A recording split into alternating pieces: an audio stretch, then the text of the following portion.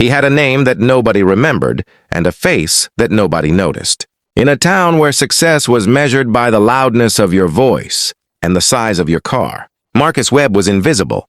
He worked at the edge of the city in a small repair shop that most people drove past, without a second glance, fixing broken machines with hands that knew every bolt and wire the way. A musician knows every note. People dropped off their appliances with barely a hello, picked them up with barely a thank you, and went back to their busy lives without ever wondering who had brought their broken things back to life. The shop owner, Mr. Harlan, tolerated Marcus because he was cheap to keep and never caused trouble, but he made no secret of his low opinion. "Webb," he'd say, loud enough for customers to hear, "just does the simple stuff. Don't give him anything complicated." Marcus would hear this and say nothing. He would just turn back to his workbench and continue what he was doing. His eyes calm, his hands steady. He had been hearing versions of that sentence his entire life and had long ago decided that other people's opinions were not his business.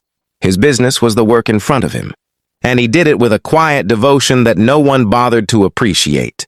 When the Alderton manufacturing plant on the north side of town began having serious trouble with its production line, the managers called in 3 different engineering firms. Each firm sent confident men in ironed shirts who carried laptops and spoke in technical language that impressed everyone in the room. They ran tests, held meetings, submitted reports, and charged enormous fees. None of them fixed the problem. The machines kept failing at irregular intervals, causing shutdowns that cost the plant thousands of dollars each day. Workers were nervous. Supervisors were desperate. The plant manager, a sharp woman named Diana Reyes, was running out of options and patience. It was one of the older workers, a man named George, who had known Marcus for years, who quietly suggested his name. Diana looked at George the way people always looked when Marcus Webb's name came up, with polite skepticism. "That guy from the little repair shop?" she asked. George nodded and said nothing more. Diana, having no better options, made the call. Marcus arrived the next morning with a worn canvas bag of tools and no laptop. He didn't ask for a presentation or a conference room. He asked to be taken directly to the machines. For 6 hours, he walked the production floor alone, touching panels, listening to sounds, pressing his ear close to motors the way a doctor listens to a heartbeat. Workers watched him from a distance and exchanged doubtful glances. One young technician whispered to another that they had no idea what this old guy thought. He was going to find that 3 engineering firms had missed. Marcus didn't notice or didn't care. Late in the afternoon, he crouched beside a secondary coupling unit that all 3 firms had ignored because it looked fine on paper. He opened it slowly, examined the interior with a small flashlight, and then sat back on his heels with a long, quiet breath. He had found it.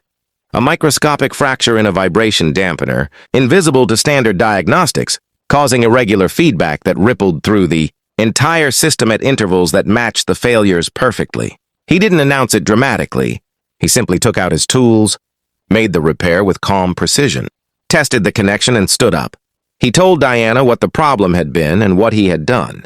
The machines ran through the next shift without a single failure, and the shift after that, and the one after that. Diana Reyes stood in her office later that week and thought about 3 engineering firms, their presentations, their confidence, their fees, and their silence, and then she thought about a quiet man with a canvas bag who had walked in and done in one day what they could not do in months.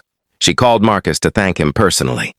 He thanked her back politely and returned to his shop. He didn't frame the story or tell it to anyone. He just went back to the workbench, to the next broken thing waiting for his hands. The town didn't throw him a parade. Most people never even heard what had happened. But George knew, and Diana knew, and the workers on that floor knew. And sometimes that is more than enough.